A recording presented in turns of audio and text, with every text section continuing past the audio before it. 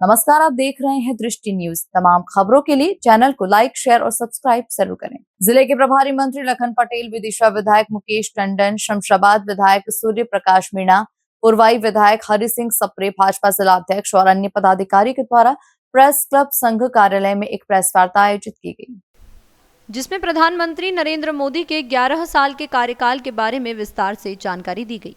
देश और प्रदेश में किए गए कार्यों, देश की सुरक्षा सहायता, निवेशकों को लेकर भी अपनी बात रखी। वहीं स्थानीय स्तर पर कई समस्याओं को अब उनके सामने रखा गया तो उन्होंने उन्हें हल करने की बात कही। प्रभारी मंत्री लखन पटेल ने माना कि शहर और प्रदेश में सड़कों पर गायों की मौजूदगी बढ़ी है, उसके लिए प्रदेश सरकार लगातार प्रयास कर रही है।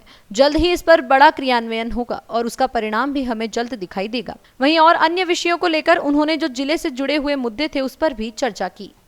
की कोई सिर्फ अपने यहाँ नहीं है, डीएपी की कमी पूरे प्रदेश में, पूरे देश में, क्योंकि जो एक्सपोर्ट हो रहा था आ नहीं पाया। और डीएपी अकेले मैं आपके माध्यम से पूरी जनता, डीएपी क्या है, 1846 किलो 18 किलो नाइट्रोजन तो 46 किलो फास्फोरस। इसका विकल्प भी अभी हमने सारी जगह, जैसे 12-32-16 है या और जो भी इसके माध्यम है, उस माध्यम से कहा गया है कि इनकी जगह उसको उपयोग करें।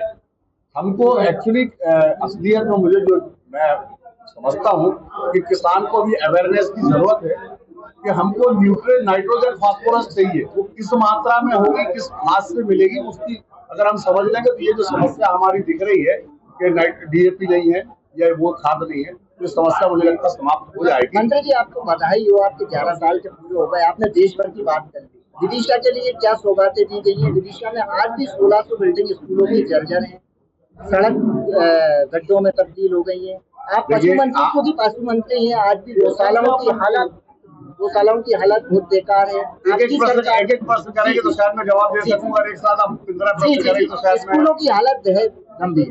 देखिए, स्कूलों के लिए जहाँ तक हम लोगों ने अभी एक नई योजना तैयार करी है, जो हमने अपने यहाँ लागू भी करी है, कि डीएमएफ का एक फंड होता है।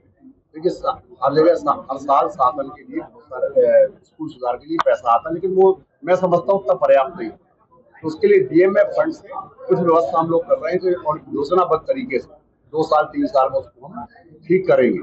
और अब उसकी जगह सीएम राइज स्कूल, जिसको अब हमने संदीप ने नाम दिया है, उनमें कन्वर्ट करके जो छोटे छोटे स्कूल है, जो ऐसे स्कूल है जहाँ पर कि बच्चों की संख्या कम है, शिक्षक है लेकिन बच्चे कम है, कई जगह 30 बच्चे हैं, कई जगह, और ऐसे स्कूलों को बंद करके और नई जगह व्यवस्थित करने का काम करें। बहुत ही कम। पशु मंत्री है, बहुत सारे कुल 12 स्कूल आ रहे हैं आपको, जैसे संदीप स्कूल है, 7 किलोमीटर का दायरा लिया है। उसका प्रोविजन ये है कि हम अभी बस से ट्रांसपोर्ट करेंगे, गांव से बच्चों को लेकर के आएंगे, वहाँ व्यवस्थित तरीके से। यदि ये आप करोगे तो ही वो नहीं, ये योजना ही है। देखिए, क्या कोई योजना बनाना और उसको नीचे तक क्रियान्वयन करना थोड़ा समय लगता है, राशि भी लगती है, और व्यवस्था करना भी एक सरकार के लिए भी बड़ी। पशु मंत्री है, आज भी सड़कों पे गाय बेची जाती है, गौशालाओं का चारा जो गाय के लिए खर्च किया जाता है, आपकी सरकार ने उसे क्या किया?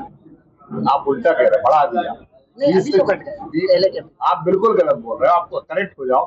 पहले 20 रुपए देते थे हम, 20 से अब हमने 40 रुपए कर दिया है, जो हम अभी आने वाली इसी 20 तारीख को हम सिंगल क्लिक से अब हर महीने डालेंगे उसको खाते। दूसरी बात, आपने जो बात कही सड़क पर गाय, मैं इस बात से सहमत हूँ, लेकिन मैंने जो योजना भी हमारी सरकार ने माननीय मुख्यमंत्री जी के नेतृत्व में हमने एक बहुत बृहत योजना तैयार की है, जो कम ज्यादा से ज्यादा 1 महीने के अंदर वो हम उसके टेंडर कॉल कर रहे हैं। और आपके विदिशा जिले में भी एक हम नटेरन के पास जो 78.55 हेक्टेयर जमीन है, उस पर हम बड़ी गौशाला बना रहे हैं, और ये गौशालाएं आत्मनिर्भर होंगी, स्वावलंबी होंगी।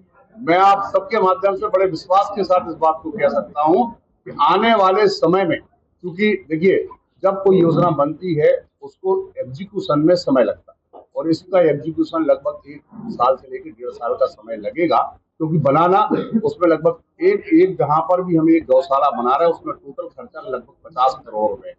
शेड बनाना, उसकी पूरे बाउंड्री बनाना, उसकी व्यवस्थित करना, वहाँ भूसा के लिए चारे की सारी व्यवस्था करना, तो उसमें समय लगेगा। मैं इस बात को मानता हूं कि ये और पहले काम होना चाहिए था, लेकिन चलिए, देर आए दुरुस्त आए। अब वो योजना इस तरीके से बनी है कि जिस पर मुझे पूरा भरोसा है। पीपीपी मॉडल में ये हर जिले में हम एक बनाएंगे और वो 5,000 कम से कम उसमें गाय 5,000 होगी। 5,000 से लेकर के जितनी बड़ी संख्या में हमारे पास जमीन उपलब्ध होगी, जहाँ 500 एकड़ होगी, वहाँ 20,000 गाय रखने का प्रावधान उसमें कंपल्सन किया गया है। और जहाँ पर कम है तो वहाँ पर कम, लेकिन मिनिमम 5,000 गाय वहाँ रखने का कम से कम प्रावधान किया गया। देखिए, हमारी सरकार लगातार नदियों पर काम कर रही है और हम बहुत सौभाग्यशाली हैं कि मध्य प्रदेश नदियों का बहुत बड़ा गढ़ है। और यहाँ पर हम लोग दूसरे तरीके से, हमारी सरकार दूसरे तरीके से कई जगह नदियों से नदियों को जोड़ करके, जो पुरानी हमारे पूर्व प्रधानमंत्री आदरणीय अटल बिहारी वाजपेयी जी का सपना था, उस सपने को माननीय मोदी जी और माननीय डॉक्टर मोहन यादव जी पूरा करने जा रहे हैं।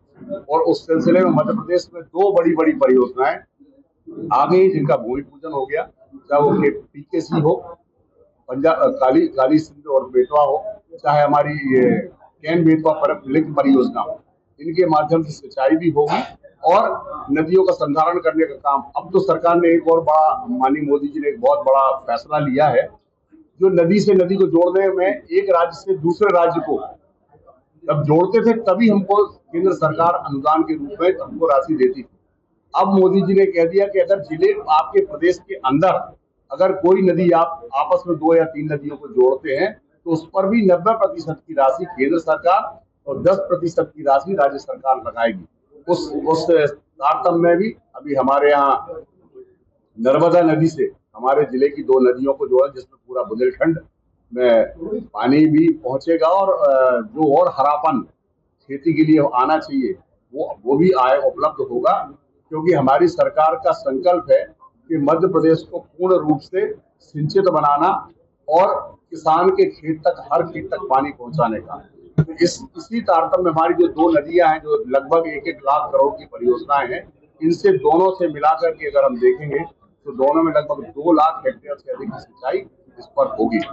तो हमारी सरकार कृत संकल्प है सिंचाई के लिए, किसानों के लिए, और जैसा आपने कहा पशुपालन के लिए, तो मैं आपको आपके माध्यम से, कितने लोग हैं, सारे पत्रकार मित्र हैं, तो आपके माध्यम से ये बात जनता तक जानी चाहिए कि हमने जो अभी सांची ने एनडीडीबी के साथ एमओयू किया है, जिसमें कल परसों जीतू पटवारी जी ने एक स्टेटमेंट दिया था कि पहले से हमारा संकलन घट गया, वो कलेक्शन घट गया। मैंने उनका उत्तर तो दे दिया कि उनको कौन से आंकड़े 2023, 24 और 22-23 के आंकड़े पर बात कर रहे हैं। मैं आपको आपके माध्यम से बताना चाहता हूं कि हम लगभग आने वाले 1 साल के भीतर जो हमारा मध्य प्रदेश का 10 लाख लीटर प्रतिदिन का कलेक्शन था, उसको 20 लाख तक ले जाएंगे और आने वाले आगामी 4 से 5 साल तक इसको 50 लाख लीटर तक ले जाने का काम करेंगे।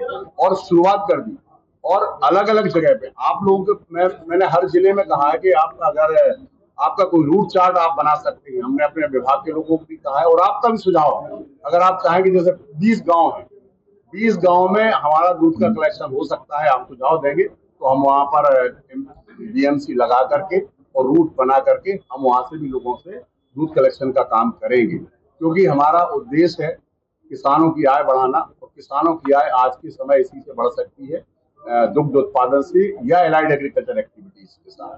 तो हम वो काम भी कर रहे हैं। दूसरी बात आपके माध्यम से बताना चाहता हूँ कि अभी हमने मुख्यमंत्री डॉक्टर भीमराव अंबेडकर कामधेनु योजना प्रारंभ की है, जिसमें लगभग 42 लाख रुपए की यूनिट है। हमारी सरकार उसमें 25% अनुदान देगी, जो लगभग 11 लाख के आसपास होगा।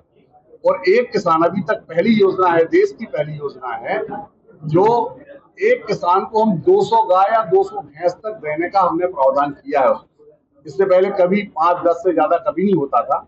और ये इसलिए भी किया है कि किसान की आय बढ़ने के साथ साथ हमारा दुग्ध उत्पादन बढ़े, जिससे जो हमने संकल्प किया है कि हम अपने यहाँ पर